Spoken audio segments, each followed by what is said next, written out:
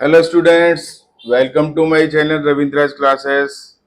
आप सभी का रविंद्राज क्लासेस में बहुत बहुत स्वागत। देखो बेटा, हम पिछली क्लास में जो है ना इंटरफ्रेंस डिस्कस कर रहे थे और इसके हमने काफ़ी सारे क्वेश्चंस कराए थे और वो उम्मीद करता हूँ शायद आपको अच्छे भी लगे हैं। ठीक है, अभी हम उससे आगे का थोड़ा डिस्कस करेंगे। मैंने बताया था इंटरफ्रेंस के बारे में थोड़ी सी और चीज़ें डिस्कस करनी है हमें, तो वो डिस्कस करेंगे, उसके बाद डिफ्रैक्शन स्टार्ट करेंगे।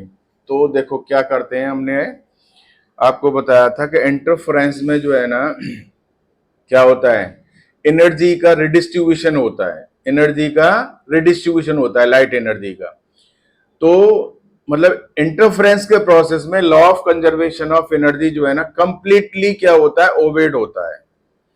तो in the process of interference क्या होता है,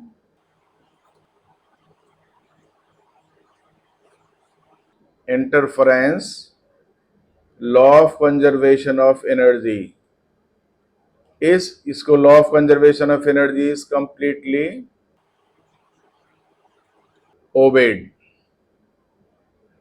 कंप्लीटली ओबेड होता है कैसे, अब देखो बताएंगे। मान लीजिए दो हमारी सुपर इम्पोजिंग वेव्स हैं और उनके क्या है एम्पलीट्यूड, एक के हैं ये सुपर इम्पोजिंग वेव है y1 is equal to a1 sine omega t, और दूसरी है आपकी y2 is equal to a2 sine omega t plus five, यही हमने लिया था। ठीक है बेटे, अब इंटेंसिटी जो है ना, जब हम वेव ऑप्टिक्स स्टडी कर रहे होते हैं तो उस केस में इंटेंसिटी क्या होती है, I is directly proportional to amplitude square होती है। कहने की जरूरत ही नहीं है, यहां पर समझ में आ गया। तो क्या हो जाएगा, I1 is directly proportional to A1 square and I2 is directly proportional to A2 square। ठीक है बेटा, अब इंटरफ्रेंस हो गया, सुपरपोजिशन हो गया, तो आपकी आई मैक्सिमम क्या आएगी, आई मैक्सिमम आ जाएगी आपकी, या डायरेक्टली प्रोपोर्शनली लिखिए, लिख देते हैं इसको, तो मैं यहां पर भी लिख देता हूं, I maximum is directly proportional to A1 plus A2 का होल स्क्वायर, और I minimum is directly proportional to A1 minus A2 का होल स्क्वायर। ठीक है ना बेटे, अब यहाँ प्रोपोर्शनलिटी साइन हटा देंगे तो सब में के आ जाएगा। ठीक है, अब हम निकालना चाहते हैं कि भाई अब इंटरफ्रेंस हो गया, सुपरपोजिशन हो गया, तो जो आई एवरेज आएगी वो कितनी हो जाएगी, आई एवरेज वो हो जाएगी I maximum plus I minimum by two. ठीक है ना बेटे, अब आई मैक्सिमम कितनी हो जाएगी, आई मैक्सिमम की वैल्यू क्या हो जाएगी, के टाइम्स A1 प्लस A2 का स्क्वायर, ये के टाइम्स A1 माइनस A2 का स्क्वायर। इसको आगे नेक्स्ट पेज पर हम आपको समझाते हैं, देखिए। तो ये आई मैक्सिमम कितना हो जाएगा, के टाइम्स A1 प्लस A2 का स्क्वायर, और आई मिनिमम के टाइम्स A1 माइनस A2 का स्क्वायर, ये मिनिमम है। I1 के टाइम्स A1 स्क्वायर, I2 के टाइम्स A2 स्क्वायर। ठीक है, समझ में आ गया। अब आई एवरेज निकाल लीजिए यहाँ पर, तो आई एवरेज कितना आ जाएगा बेटे, आई एवरेज था I maximum plus I minimum by two, तो ये हो जाएगा के बाई टू, हमने बाहर निकाल दिया, यहाँ पर हो जाएगा A1 प्लस A2 का square plus A1 minus A2 का स्क्वायर। ठीक है बेटे, देखो कितना आ गया, ये के times A1 square plus A2 square plus twice A1 A2 plus A1 square plus A2 square minus twice A1 A2। ठीक है, इससे कैंसिल हो गया, और के बाई टू था ही आपका, तो कितना आ गया, ये के A1 स्क्वायर प्लस के A2 स्क्वायर, क्योंकि twice A1 square plus twice A2 square आएगा, टू से टू कैंसिल हो गया, तो ये कितना आ गया आपका I1 प्लस I2। तो इसका मतलब है कि आई एवरेज जो है ना, जितना बिफोर सुपर इम्पोजिशन था भाई I1 प्लस I2 के बराबर ही था वो।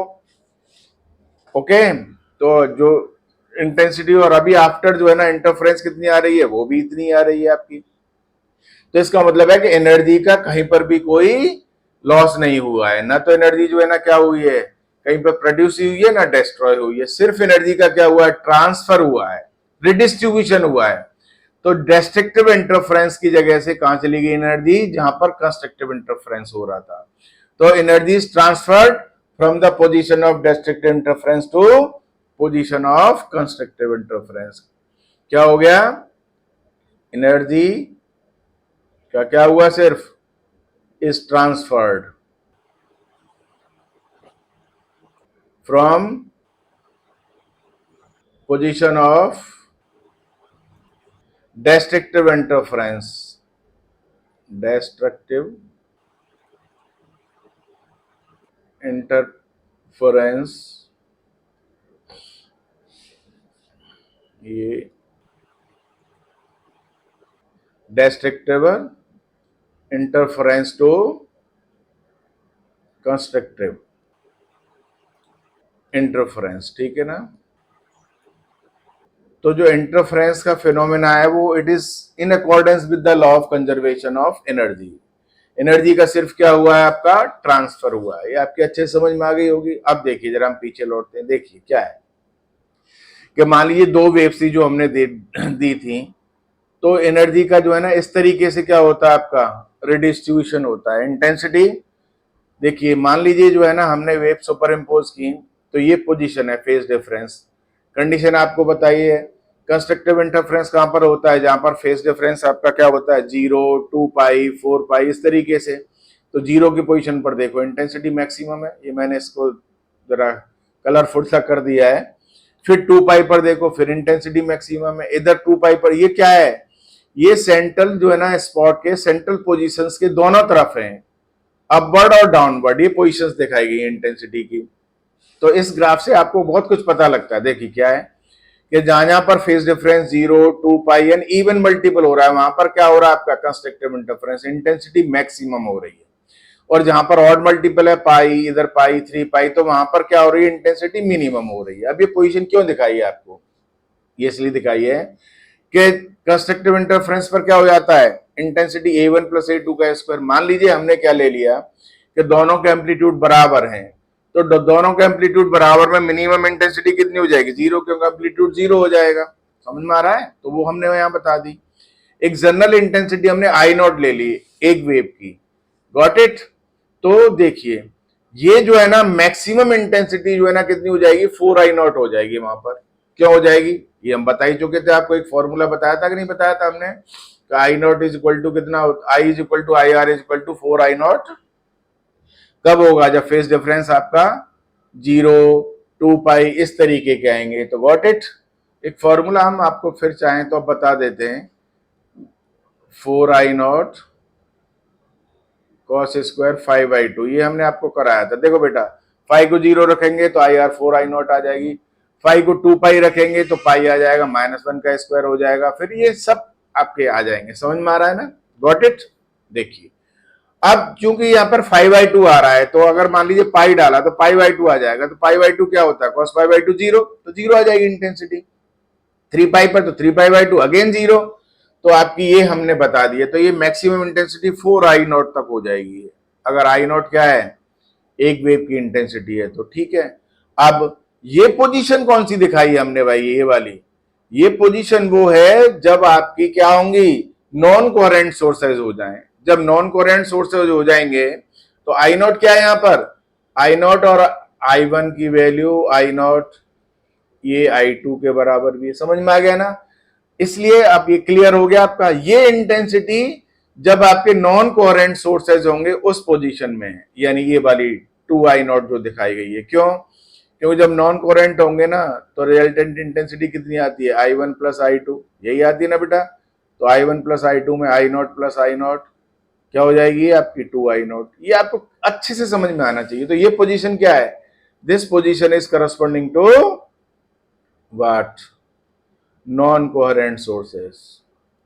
Non coherent sources. क्लियर है? ये नॉन कोहेरेंट सोर्सेस के करस्पॉन्डिंग आपकी इंटेंसिटी बन गई। मेरा ख्याल है आपको अच्छे से समझ में आ गया होगा। Got it? अच्छा जी, ये था आपका इंटेंसिटी से रिलेटेड चीजें। अब हमने आपको एक चीज बताई थी, यहां पर इसको कर देते हैं, फ्रिंज विड्थ पढ़ाई थी। तो ये सारी चीजें वो हैं जो कंपटीशन में भी पूछे जाते हैं आपसे क्वेश्चंस। तो फ्रिंज विड्थ के बारे में क्या बताया था हमने? देखो बेटे, फ्रिंज विड्थ का फॉर्मूला बताया था हमने, beta is equal to d lambda upon small d for both. कौन सी बोथ? ब्राइट और dark fringes, bright and dark fringes, दोनों के लिए कंडीशंस बताई थी ना। ठीक है, अब यहां से क्या देखते हैं आप? देखिए, यहां से आपको beta is inversely proportional to 1/d आता है, beta is directly proportional to d आता है, और beta is directly proportional to lambda आता है। इसको आप बारी बारी से डिस्कस करें। मान लीजिए डी की वैल्यू आपने बहुत कम कर दी, तो जब डी की वैल्यू बहुत कम कर देंगे आप, तो बीटा की वैल्यू क्या है? बहुत बढ़ जाएगी, बहुत बढ़ जाएगी। तो इसका मतलब है कि स्क्रीन के ऊपर फ्रेंजी नजर आपको कम आएंगी, एक ही आएगी, पूरी कवर कर लेगी। तो कैसे पैटर्न नजर आएगा? तो बहुत ज्यादा कम नहीं कर सकते। अब इसको मान लीजिए डी को बढ़ा दिया आपने, तो ज्यादा बढ़ा देंगे तो बीटा कम हो जाएगा। तो जब बीटा बहुत कम हो जाएगा फिर भी फ्रिंजेस विजिबल नहीं रहेंगी, विजिबल रीजन से बाहर चली जाएंगी, तो इतनी मिनिमाइज हो जाएंगी, तो फिर मुश्किल हो जाएगा। इसका मतलब है डी की वैल्यू क्या होनी चाहिए? एक फाइनाइट वैल्यू होनी चाहिए। समझ में आ रहा है? वो मैं अभी आपको आगे कंडीशन बताऊंगा। ऐसे डी का केस है, लैम्डा डी अगर ज्यादा हो जाएगा तो फ्रिंज विड्थ बढ़ जाएगी, और ऐसे ही अगर लैम्डा ज्यादा होगा तो फ्रिंज विड्थ बढ़ जाएगी, और कम लैम्डा के लिए कम होगी। अब जरा इसको आगे समझते हैं कैसे। एक हमने आपको एंगुलर विड्थ के लिए भी बात बताई थी कि एंगुलर विड्थ क्या होती है। ये वो सब चीजें हैं जो आपको अच्छे से मतलब करनी है। एंट्रेंस में भी ये बहुत अच्छे से ऐसे ही क्वेश्चन पूछे जाते हैं, पता ही नहीं लगता। एंगुलर विड्थ थीटा, थीटा की वैल्यू बताई थी हमने बीटा अपॉन कैपिटल डी। तो कितनी होगी बीटा अपॉन डी? ये आपका आ गया lambda upon small D. Got it? अभी कितना, बहुत बढ़िया। जब लैम्डा अपॉन डी आ गया तो इसका मतलब क्या है कि यहां पर कैपिटल डी तो है ही नहीं, तो इसको जो मतलब एंगुलर विड्थ है आपकी वो क्या होती है? Independent of the position of screen होती है। एंगुलर विड्थ क्या होती है? ये आपको बहुत अच्छे समझना चाहिए। एंगुलर विड्थ इंडिपेंडेंट होती है किसके? Independent on the position of the screen. Screen की पोजीशन पर बिल्कुल डिपेंड नहीं करती है वो। समझ में आ रहा है? इंडिपेंडेंट होती है, independent on the position of screen. Angular width आपकी इंडिपेंडेंट हो गई आपकी। ठीक है, समझ में आ गया होगा? क्लियर है? अब क्या करते हैं, आपको यहां से आगे देखिए आगे की कहानी क्या होती है। इंटेंसिटी के बारे में बहुत सारा डिस्कशन चल रहा है हमारा। तो इंटेंसिटी के बारे में क्या करेंगे हम कि इंटेंसिटी बेटे जो आई मैक्सिमम है ना, वो अभी हमने बताया था A1 प्लस A2 के, तो ये कांस्टेंट होती है। कांस्टेंट हो गई ना। ऐसे ही आई मिनिमम, ये भी directly proportional to A1 minus A2 का स्क्वायर, ये भी कांस्टेंट होती है। जब A1 इक्वल टू A2 हो जाएगा तो आई मिनिमम क्या हो जाएगी? 0 हो जाएगी। आई मिनिमम 0 हो गई। हो गई कि नहीं हो गई? अब आई मिनिमम आपकी 0 हो गई। ठीक है, क्लियर है? यहां पर आई मिनिमम 0 हो गई। अब देखो क्या देखते हैं कि अगर हम monochromatic source of light use कर रहे हैं, कैसा? Monochromatic source of light. भाई बेटे, मैं पढ़ाते वक्त जो है ना स्क्रीन को साइड में खूब यूज करता हूँ, नीचे करता हूँ, ये आपको समझ में आना चाहिए। मोनोक्रोमेटिक सोर्स ऑफ लाइट का मतलब क्या हो गया आपका? Single wavelength. इसका मतलब हो गया सिंगल वेवलेंथ। ये डिस्कस कर चुके हैं हम, फिर भी आपको अच्छे समझ में आना चाहिए। सिंगल वेवलेंथ हो गया। सिंगल वेवलेंथ के साथ मोनोक्रोमेटिक सोर्स ऑफ लाइट के साथ जो हमें पैटर्न मिलेगा, यानी इंटेंसिटीज जो होंगी, all bright fringes of same intensities and all dark fringes of same intensity. अगर हमने monochromatic source of light use किया है तो हमें ब्राइट और डार्क फ्रेंज सेम इंटेंसिटी की मिलेंगी। क्लियर है? ठीक है जी। अब अगर हमने, अभी हम बताएंगे कि क्या यूज किया, इसकी जगह पर हम व्हाइट लाइट यूज करेंगे तो क्या हो जाएगा। तो व्हाइट लाइट के साथ कैसा पैटर्न बनेगा, मान लीजिए आपका ये तो मोनोक्रोमेटिक सोर्स ऑफ लाइट के साथ था। आप पीछे आप देखिए, दो चीजें बिल्कुल बहुत क्लियर हैं इस पे कि यहां पर देखिए, एक तो इंटेंसिटी सबकी बराबर आ रही है, मैक्सिमम मिनिमम यहां पर जा रही है।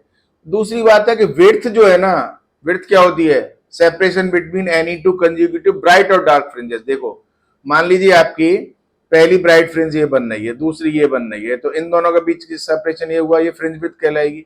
या दो डार्क की पोजीशन की, यहां से यहां तक की, तो ये फ्रिंज विड्थ दोनों केसेस में इक्वल आ रही है कि नहीं आ रही है।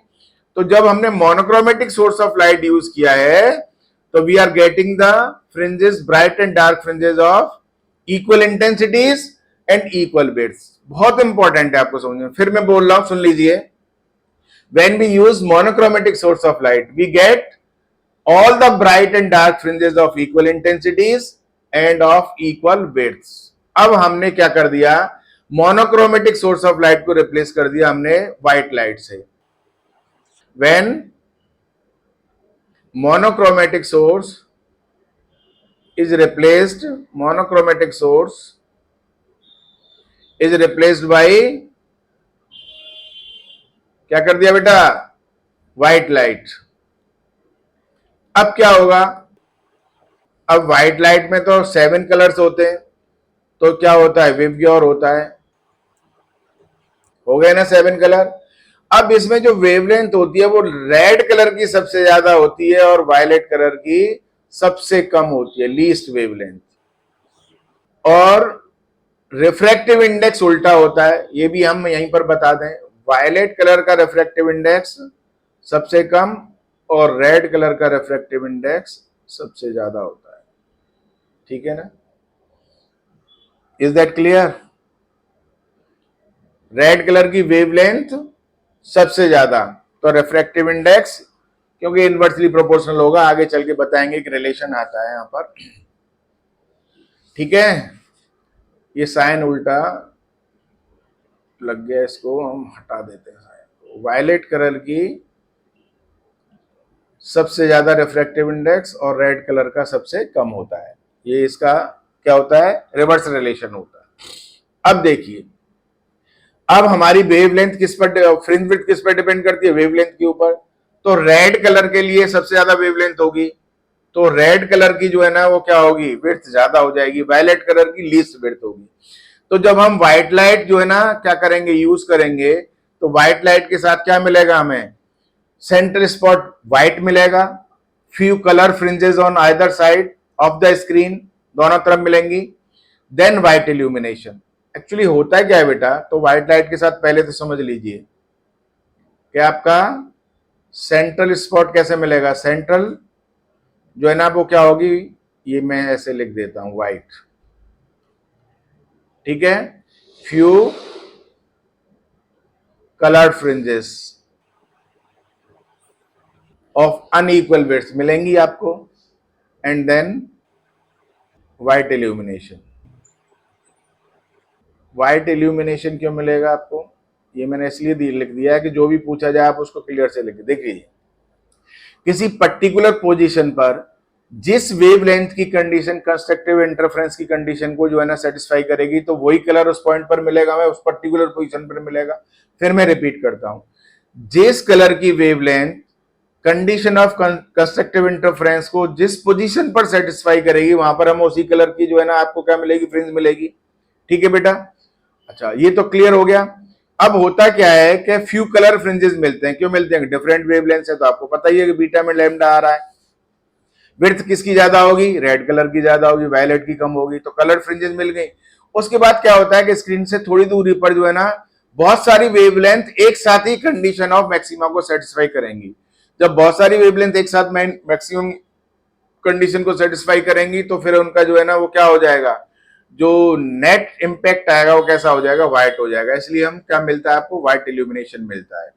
तो with white light what we get, centre spot white होता है, few coloured fringes on either side of the screen and then white illumination. ये मैंने क्लियर लिख दिया, आपको अच्छे से समझ में आ गया होगा और आपके हर प्रश्न का जवाब यहां से आपको मिल जाएगा। मेरा ख्याल है यहां पर आपको कोई दिक्कत नहीं होनी चाहिए। अब हम बार बार बात करते हैं सस्टेन्ड इंटरफेरेंस की, तो वो भी आपको समझ में आना चाहिए। सस्टेन्ड होता क्या है? सस्टेन्ड का मतलब होता है स्टेबल।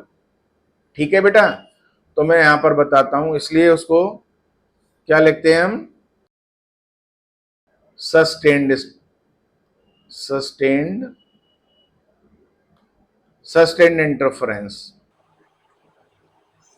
ठीक है बेटे, सस्टेन्ड इंटरफेरेंस, या इसको क्या बोलते हैं? स्टेबल भी बोलते हैं, सस्टेन्ड और स्टेबल इंटरफेरेंस। ठीक है, अब इसमें होता क्या है? सस्टेन्ड और स्टेबल इंटरफेरेंस का मतलब होता है कि जिस पोजीशन पर आपको ब्राइट फ्रिंज मिल रही है ना, ऑल द टाइम वो आपकी क्या रहेगी? ब्राइट ही रहनी चाहिए।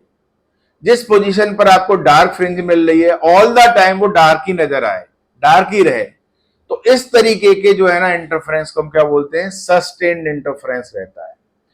यानी अगर आपकी किसी पोजीशन पर व्हाइट फ्रिंज है या ब्राइट फ्रिंज है, तो वो ब्राइट ही नजर आए आपकी ऑल द टाइम, और अगर डार्क है तो वो डार्क ही नजर आए ऑल द टाइम। तो इस तरीके के इंटरफेरेंस को क्या बोलेंगे हम? सस्टेन्ड इंटरफेरेंस बोलेंगे। Got it? आगे समझ में बात आपकी में? तो क्या होना चाहिए? डार्क कैसी रहती है? जिस पोजीशन पर डार्क है वो हमेशा डार्क ही नजर आए, जिस पोजीशन पर ब्राइट है वो ब्राइट ही नजर आए। अब इसकी कुछ कंडीशन होंगी। क्या सस्टेन्ड इंटरफेरेंस की क्या है? सम स्पेशल कंडीशंस होती हैं। कंडीशंस फॉर सस्टेन्ड इंटरफेरेंस, क्या कंडीशन है? कंडीशंस होती हैं सस्टेन्ड इंटरफेरेंस की। पहला है कि सोर्स ऑफ लाइट कैसा होना चाहिए? मोनोक्रोमेटिक होना चाहिए। कैसा होना चाहिए बेटा? मोनोक्रोमेटिक होना चाहिए। और मोनोक्रोमेटिक सोर्स तो बता ही चुके हैं हम आपको, सिंगल वेवलेंथ का होना चाहिए। Got it? दूसरी कंडीशन होती है सोर्सेस कैसे होने चाहिए? कोहेरेंट होने चाहिए। कोहेरेंट तो होंगे ही होंगे, तो इंटरफेरेंस ये कर नहीं करेगा। तो ये कंडीशन हो गई। अगर आप और ज्यादा अच्छे से चाहते हो तो उसमें और ज्यादा अच्छे क्या है कि आपको गुड कंट्रास्ट मिले। तो गुड कंट्रास्ट के लिए क्या होना चाहिए? देखो ये भी है, for good contrast, good contrast के लिए क्या होना चाहिए? देखिए बेटा, गुड कंट्रास्ट के लिए एक बहुत जरूरी चीज है कि आपके एम्पलीट्यूड्स इक्वल होने चाहिए। Amplitudes A1 is equal to A2 और नियरली इक्वल होने चाहिए। ये होने ही चाहिए आपके। क्यों? क्योंकि तभी तो आपको मैक्सिमम इंटेंसिटी क्या मिलती है? 4 टाइम्स, अभी हमने पीछे बताया था। और मिनिमम इंटेंसिटी 0 हो जाती है, तो देर क्या हो जाएगा? There will be a good contrast, वहां पर बहुत अच्छा कंट्रास्ट होगा। ये आपको अच्छे से बात समझ में आनी चाहिए कि सस्टेन्ड इंटरफेरेंस की कंडीशन में आपको क्या क्या मिलता है।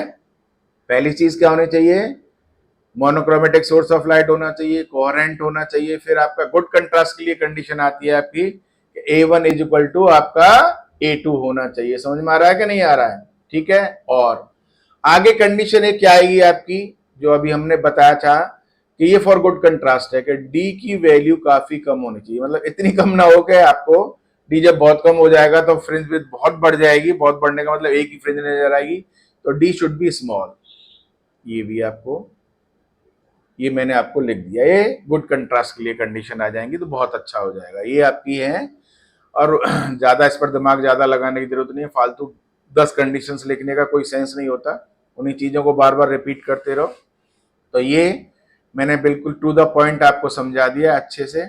अब देखिए और एक क्या एसेंशियल कंडीशन होती है कि भाई आपको इंटरफेरेंस तो सस्टेन्ड है ही है और एक अच्छा पैटर्न नजर आए, तो उसके लिए कुछ कंडीशंस होती है, वो समझ लीजिए।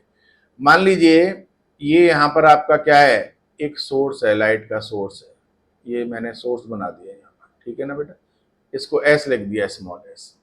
अब यहाँ पर आपकी मान लीजिए वाई डी एस ही है, तो वाई डी एस में क्या होगा? ये आपका डबल स्लिट एक्सपेरिमेंट है, तो ये आपका क्या आ जाएंगे? S1 और S2। ये मैंने दो आपकी स्लिट ले ली। इस सोर्स से, इस सोर्स का साइज क्या है? स्मॉल एस है। ये क्या है? Size of the source, size of source. और यहां से यहां तक की डिस्टेंस जो है ना वो कैपिटल एस ले ली हमने। समझ में आ गया? ठीक है बेटा। अब यहां पर आपका क्या रखा हुआ है? स्क्रीन रखा हुआ है, ये स्क्रीन बना दिया हमने। तो स्क्रीन की डिस्टेंस कितनी होती है? यहां से कैपिटल डी होती है। समझ में आ गई ना। अब कंडीशन क्या है, कंडीशन ये है कि जब आपको बढ़िया इंटरफ्रेंस मिलेगा ना तो एक कंडीशन आती है, उसको दिमाग में रख लीजिए, S upon capital S it must be what, S upon capital S क्या होना चाहिए आपका, it must be less than lambda upon D. क्या होना चाहिए ये आपका, लैम्डा अपॉन डी। अगर ये कंडीशन सेटिस्फाइड है तो आपको इंटरफ्रेंस अच्छा सा मिलेगा, ठीक है ना, ये होनी ही चाहिए। ठीक है बेटे, एस क्या है, size of the source, capital S यहां से यहां तक की डिस्टेंस, अब मैंने सब लिख दिया इसलिए यहां पर समझा दिया आपको। और स्मॉल डी क्या होती है, not small D, it is capital D. Screen की डिस्टेंस है ना तो कैपिटल डी। स्मॉल डी का तो हम केस डिस्कस कर ही चुके हैं कि स्मॉल डी में तो क्या होना चाहिए आपका, तो कम होनी चाहिए for good contrast and sustained interference. ये कंडीशन है आपकी, और इस कंडीशन को आपको अच्छे से समझ लेना चाहिए। यही कंडीशन होगी, इस पर एनसीईआरटी में एक क्वेश्चन पूछा जाता है, इसके उस क्वेश्चन में 4-5 पार्ट दिए हुए हैं, वो पूछे जाते हैं। तो अगर आपको ये कंडीशन मालूम है तो उन सब के जवाब आप अच्छे से दे सकते हो, अच्छे से।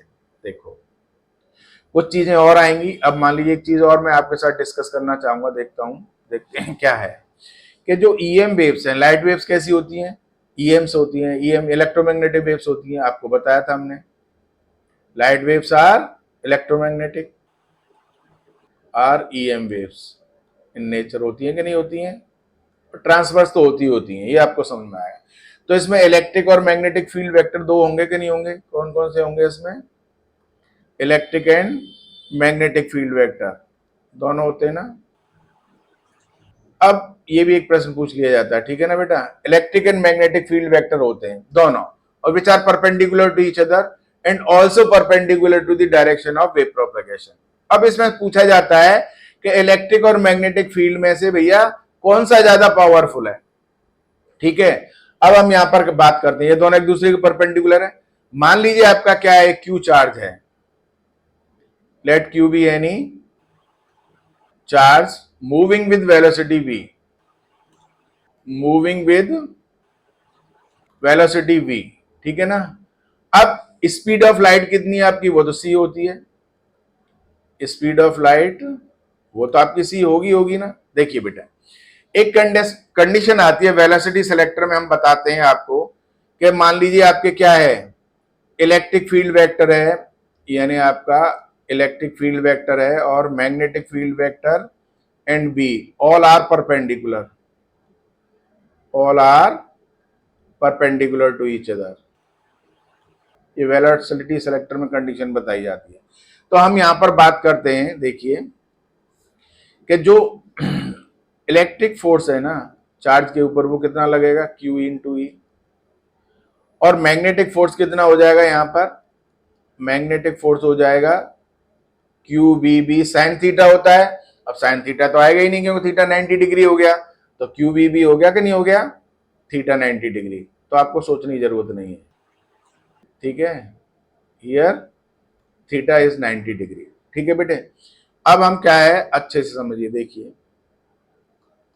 F e upon f b निकालिए आप, कितना हो जाएगा बेटा, q e upon q b भी हो गया कि नहीं हो गया, क्यू से क्यू कैंसिल हो गया, कितना आ गया बेटा, ये आ गया e upon b into B.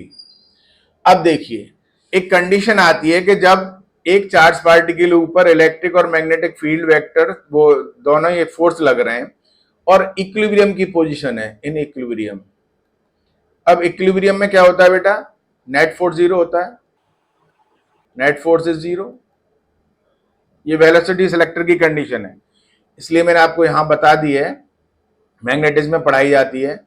तो यहां पर F E is equal to F B आ जाएगा, तो यहां पर क्यू ई की वैल्यू कितनी आ जाती है बेटा, क्यू, अब समझ में आ गई कि नहीं आ गई बात, क्यू बी, और यहाँ पर सी आ जाएगा क्योंकि स्पीड ऑफ लाइट है ना, तो अब तो यहाँ पर क्या आ जाएगा, क्यू से क्यू कैंसिल हो गया, तो ई अपॉन बी की वैल्यू कितनी आ जाएगी, सी के बराबर हो जाएगी ना।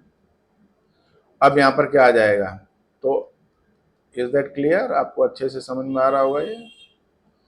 और ये आ जाएगा आपका C अपॉन V हो गया ना बेटा? भाई E बाई V की वैल्यू कितनी हो गई आपकी यहाँ से C, तो C अपॉन V आ गया। अब C क्या है? C तो much much greater than V है भाई साहब, ये तो C है ही ना, V से बड़ा है। तो इसका मतलब है क्या है? F e upon F E की वैल्यू कितनी हो गई? ग्रेटर देन 1 हो गई कि नहीं हो गई? हो गई ना? This implies f e upon f b is greater than 1 और f E is greater than f b. अब पता लग गया आपको? तो यहां पर जो इलेक्ट्रिक कंपोनेंट है यानी इलेक्ट्रिक फील्ड है वो ज्यादा क्या होता है आपका, उसकी ज्यादा इंपॉर्टेंस होती है, वो स्ट्रांग है कि इलेक्ट्रिक फोर्स स्ट्रांग होता है कि नहीं होता है मैग्नेटिक फोर्स के ऊपर। तो ये मैंने एक क्वेश्चन आपके साथ डिस्कस कर दिया है और ये बहुत अच्छा क्वेश्चन है, इसको आप अच्छे से करिए बेटा। अब हम अगली क्लास में जो है ना आपको डिफ्रैक्शन स्टार्ट कराएंगे। ये इंटरफेरेंस से रिलेटेड मैंने लगभग सारी चीजें आपको डिस्कस कर दी हैं। मैंने इसमें काफी कुछ मेडिकल और जेई मेंस का भी थोड़ा कवर कर दिया है और उसके लिए जब हम एक अलग से आपको टॉपिक देंगे, जब ये कंप्लीट हो जाएगा तो उसमें थोड़ा और ऐड करेंगे, ठीक है बेटा? और मैं ये कहना चाहूंगा कि जिन लोगों ने भी इस चैनल को सब्सक्राइब नहीं किया है अभी तक, और तो उस चैनल को पहले वो सब्सक्राइब करें और आपको जो है ना एक बेल होती है ना उसको क्या करेंगे, बेल आइकन को प्रेस करिए और बेटा इसको लाइक भी करिए, ठीक है, और शेयर भी करिए। तो ये जितना आप जिसको ज्यादा से ज्यादा शेयर करेंगे तो ज्यादा से ज्यादा लोगों तक पहुंचेगा और वो इसको क्या करेंगे, इसका फायदा उठा पाएंगे। जितने भी आपके जान पहचान वाले हैं उनको सबको शेयर करिए और इसको लाइक भी करिए, ठीक है ना बेटा? सब्सक्राइब जरूर करिए, जिन लोगों ने अभी तक सब्सक्राइब नहीं किया और हमारे वीडियोस को देख रहे हैं तो प्लीज इसको सब्सक्राइब करो और लोगों से इसको शेयर करके उनसे भी सब्सक्राइब करने को कहो, ठीक है? इसी के साथ ये आज का लेक्चर हम यहीं पर जो है ना एंड करते हैं बेटा, यहीं पर समाप्त करते हैं। डिफ्रैक्शन हम अगले लेक्चर में आपको कराएंगे, ठीक है? Thank you very much for watching this video. आपका बहुत बहुत धन्यवाद। देखते रहिए, सब्सक्राइब करते रहिए और लाइक करते रहिए। इसी के साथ आज का लेक्चर यहीं पर समाप्त होता है।